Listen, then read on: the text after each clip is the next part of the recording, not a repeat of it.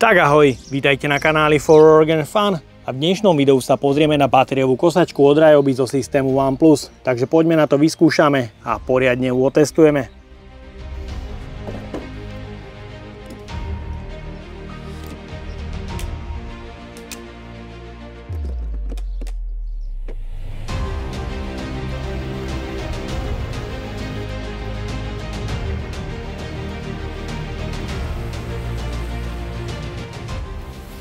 Batériový systém OnePlus od Ryobi je plne podporovaným náradím pre dom a záhradu, napríklad bežnou záhradnou kosačkou určenou pre plochu 650 m2, šírkou záberu 40 cm a zberným košom 50 litrov manuálnym pojazdom.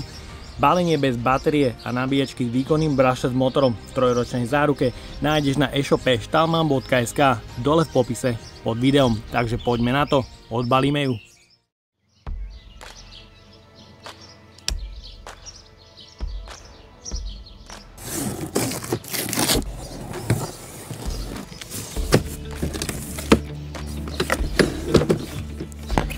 V balení nájdeme zberný koš s pekným madlom pre jednoduchší transport, je z plastového vyhotovenia a bočná sieť je textilná, teda prievzdušná. Je tu ukazovateľ stavu naplnenia zberného koša a vo vnútri nájdeme užívateľský manuál, brožúrku a sadu príslušenstva potrebnú pre montáž. A v balení je už len kompaktná kosačka.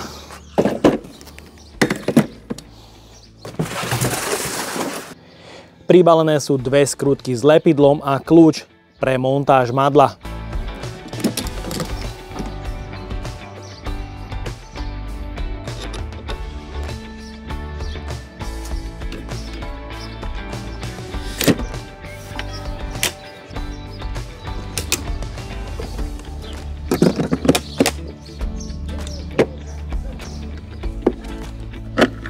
V balení tiež nájdeme prípravok pre upchatie zadného vyhadzovacieho otvoru pre mulčovanie. Uvedenie kosačky do prevádzky po odbalení je mimoriadne jednoduché, stačí nabiť jeden 18V akumulátor zo systému OnePlus a výkonný brushless motor je okamžite schopný pracovať. Po zatlačení spínača na madle a oboručného držania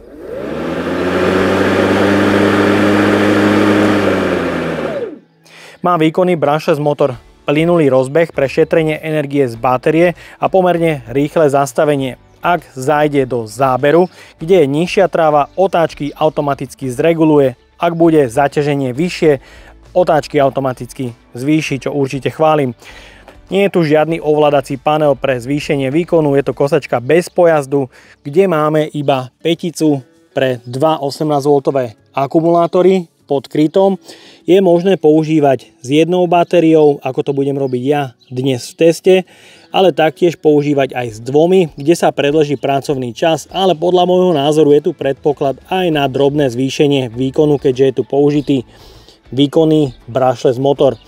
No a ako poistka je tu kľúč, pri prestávke si ho dáte do vrecka, no a deti sa vám s kosačkou na dvore nebudú hrať, takže nehrozí žiadne nebezpečenstvo. Jednoducho kosačku nezapnete.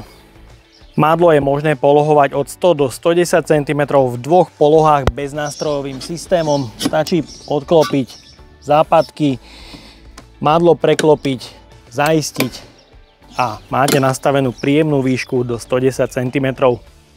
Vďaka madlu umiestnenému v strede a nízkej hmotnosti ju dokážete prepraviť sám, naložiť na transportný vozík. Je vynikajúco vyvážená, samozrejme ale s prázdnym zberným košom. Skladovanie je rovnako mimoriadne jednoduché, stačí odobrať zberný koš, odklopiť poistky, rukovete dať do spodnej polohy a preklopiť. Kosačka je takto pripravená na zazimovanie, zaberá to naozaj iba minimum miesta. Zhruba 35 x 60 cm, čo je absolútna špička. Nôž je pre šírku záberu 40 cm, je možné ho vymeniť alebo nabrúsiť a je osadený v plastovom osadení. Predné koleso je s priemerom 15 cm, bohužiaľ ale nie je osadené na ložisku, je osadené iba v plaste, zaistené segerkou. To zadné je s priemerom 20 cm a je osadené na pevnom ložisku, čo určite chválim. Výška záberu sa nastavuje beznástrojovým systémom v 6 prednastavených polohách od maximum 70 až po 25 mm. Začíname kosením menšej plochy zhruba 10 x 6 m2, kde je tráva celkom hustá na zhruba strednom nastavení výšky a v kosačke mám osadené dve 2 Ah plne nabité pre test a bude ma zaujímať hlavne, ako si dokáže poradiť so zbieraním do zberného koša a taktiež kosenie popri okraji či už chodníka, ale taktiež popri múriku.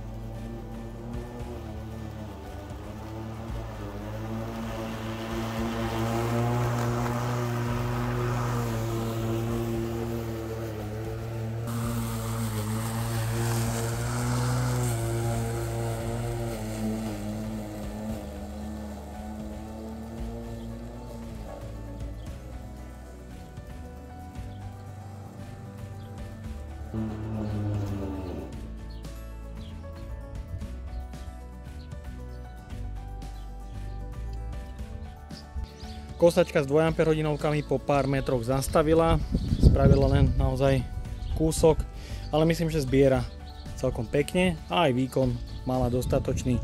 Mal som mu ale nejaký čas odparkovanú na slnku a myslím, že sa batérie prehriali, takže to vymením za 5 a uvidíme, čo to spraví ďalej. Pokračujem plne nabitou 5 Ah batériou, ktorú mám do testu iba jednu a uvidíme, ako sa bude kosačka chovať. Zberný koš je už aj celkom pekne naplnený, takže trávu to zbiera naozaj slušne.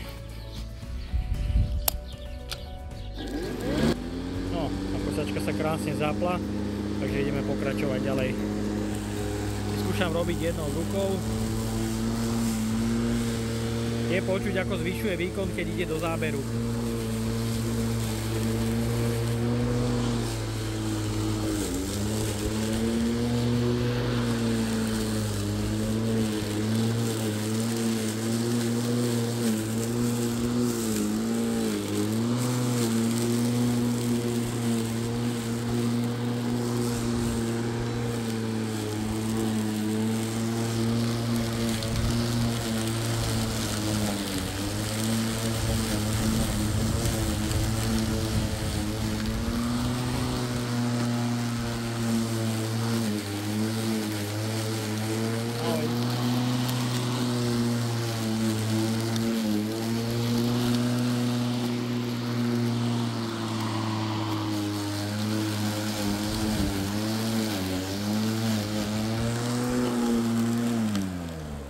A máme tu už aj signalizáciu naplnenia zberného koša, ktorý sa už neotvára. Takže ideme vysypať. No, 105 Ah to naplnilo raz, dva.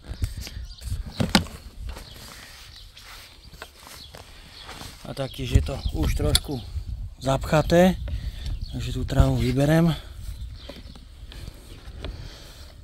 A teraz zberný koš vyskúšam vysypať do fúrika.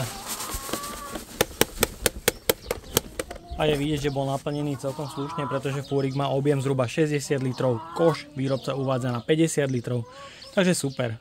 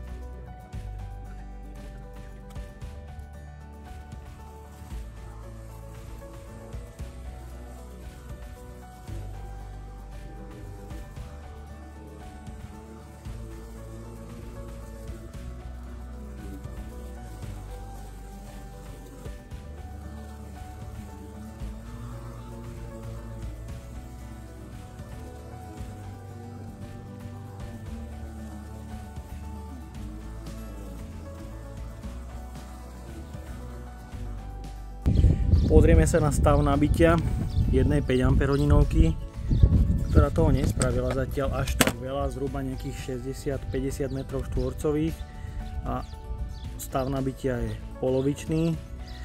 Je teda vidieť, že určite tie dve batérie sú vhodné do takejto kosačky pre zvýšenie pracovného času.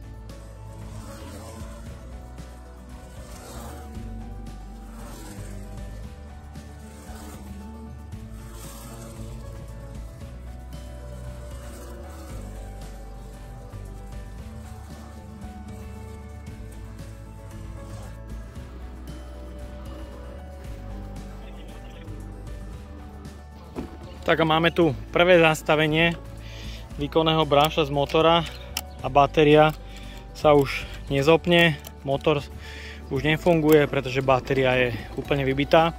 Vysypal som s ňou takmer 5 košov. Tento 6. už nedokázala naplniť.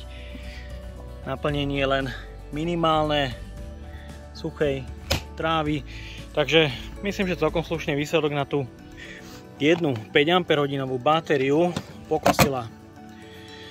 Ťažko povedať koľko presne, batéria je úplne vybitá a tá plocha, odhadujem ju niekde okolo 150 až 170 m2 rôznorodej trávy, od hustej aj po naozaj veľmi riedky porast, ale samozrejme nie vysokej trávy. Ďalej pokračujem už len mulčovaním, kde mám plne nabitú 5 Ah batériu, ktorú vložíme do stroja. A výška kosenia bude nastavená tak nejak zhruba na stred a porast je vysoký zhruba 10-12 cm, takže poďme na to.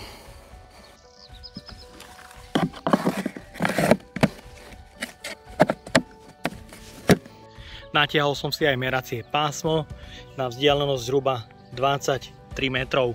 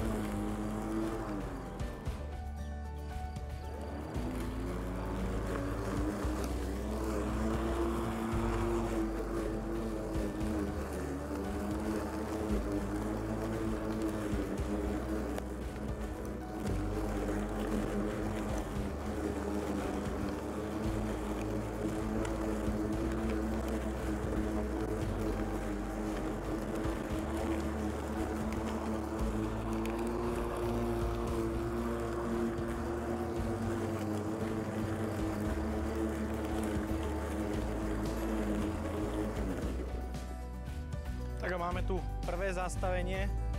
Pozrieme sa na stav batérie. Tá je na pocit dosť teplá. Podľa mňa pôjde o prehriatie, pretože batéria má ešte 2 levely. Takže myslím, že pokosila celkom dosť dobrú plochu, ale je vidieť, že na jednu baterku je to proste dosť veľká záťaž.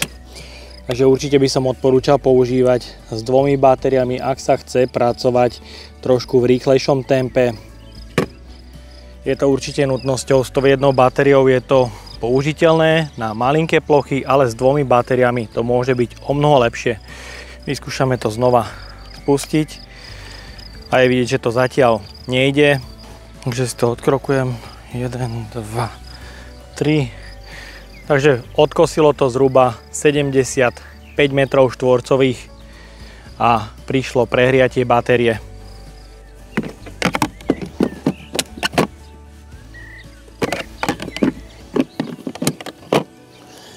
Baterku necháme tam.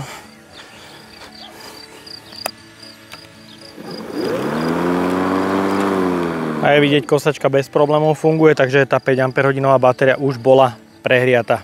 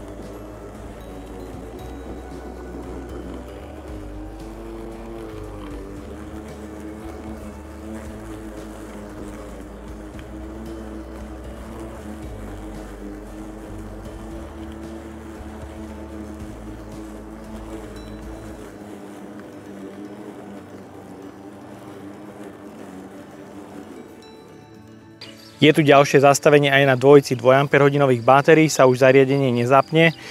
No a vyskúšam vložiť znova tú 5 Ah, ktorá má 2 levely, aby som mohol pokračovať ďalej. Takže tie dvojky spravili zhruba nejakých ďalších, dajme tomu 70-80 metrov štvorcových. Pokračujeme v tej 5 Ah. Vyskúšam to najprv zapnúť.